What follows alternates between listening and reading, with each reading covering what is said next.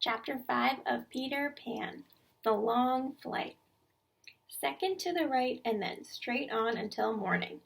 Wendy remembered what Peter had said, but it seemed that even birds carrying street maps and consulting them at windy corners couldn't have found Neverland with those directions. And so Michael and Wendy and John had no choice but to follow Peter and trust him completely. He led them around in circles, flying past church spires and clock towers and any other tall object that struck his fancy. John and Michael didn't mind. They were having too much fun flying over the ocean, racing each other between waves. Wendy, however, was worried. It seemed to her that they had been flying for days now. Was the island called Neverland because they would never land? It certainly seemed like a possibility. She was relieved, at least, that Peter was feeding them, although his way of doing so was rather strange.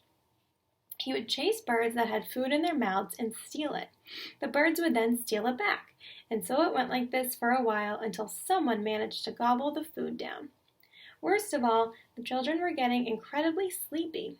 Occasionally, one of them would fall asleep while flying and drop like a heavy stone toward the cruel sea below.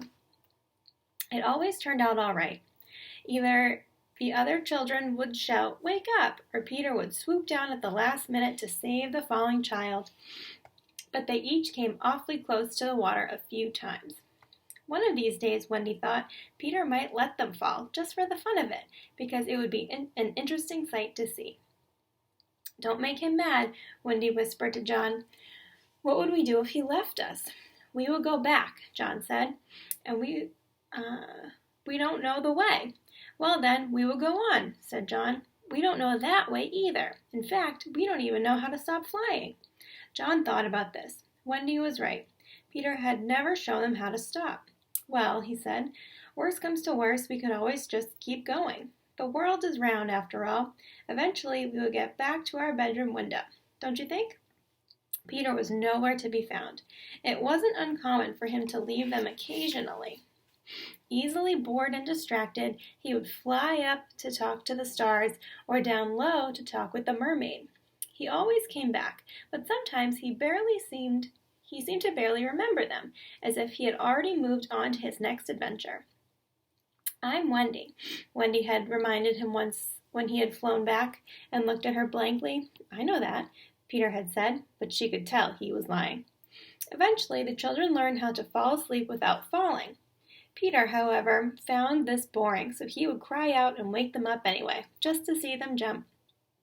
At last they reached Neverland, less due to Peter's guidance, it seemed to Wendy, than through sheer luck, or perhaps the island had been looking for them. "There it is," Peter said. He gestured in the direction the sun was shining, like 100 golden arrows pointing to the island.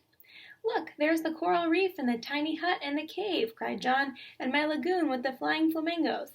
And there's the hunchback little old lady and the turtles laying their eggs in sewing gnomes," Michael added, "and my flamingo with the flying lagoons." "Hello, Wolfie," Wendy called down to her pet wolf. "Hello, Boat." The children also saw and recognized the scary first days of school, trying not to laugh at church, the pop quizzes they hadn't studied for, the tooth fairy money, and the delicious chocolate pudding. It was all so familiar. Peter was a little annoyed with the children for knowing so much about the island. He wanted to be the one who knew everything. Shortly, however, the sun went down and the children got scared. Then Peter felt better because they needed him again. Down below, black shadows grew and strange noises could be heard. Out in the open sky, there were no nightlights or nanas to keep a child safe. The children were on their own. Huddling close to Peter, they flew so low now that their toes occasionally brushed the ocean. Something strange hung in the air. All of them could sense it. "They don't want us to land," Peter said. "Who are they?" Wendy whispered, shuddering. Peter wouldn't say. Instead, he said, "This island is full of pirates, and their captain, Captain Hook, is the biggest pirate of all." The boys had been excited about the pirates, but at the reality of them, Michael began to cry, and even John gulped. "Of course, Hook's not quite as big as he used to be," Peter added, "thanks to me. During our last battle, I chopped off his right hand with my sword. Now he has an iron claw instead of fingers. If you meet him, you leave You leave him to me. Got it? Yes. Don't say yes. Say, aye, aye, sir. Every boy who serves under me has to say that. Aye, aye, sir, John replied.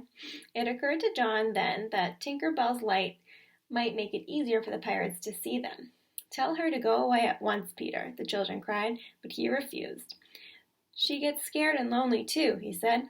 They compromised. John would carry Tink in his hat, which he would hold in his hand. This worked for a while until John got tired and Wendy took over. Don't think that this changes anything between us, the still jealous Tink clinked, if only for Peter's benefit. Suddenly, the quiet black sky was split in two with a loud boom. The noise echoed through the dark mountains.